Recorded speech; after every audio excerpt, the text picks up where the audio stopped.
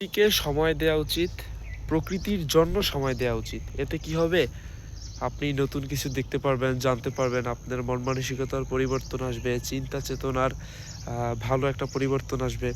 সবকিছু দেখা যাবে, বুঝতে পারবেন যে আসলে প্রকৃতি কিন্তু প্রকৃতি থেকে পাওয়া শিক্ষাই কিন্তু মানুষের বড় শিক্ষা।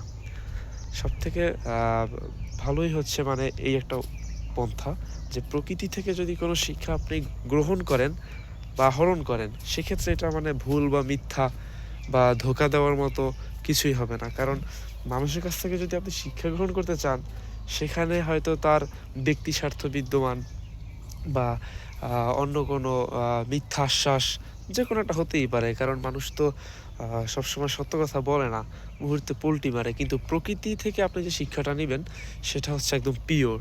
এক্ষেত্রে ভুলের কোনো মানে কিছুই নাই।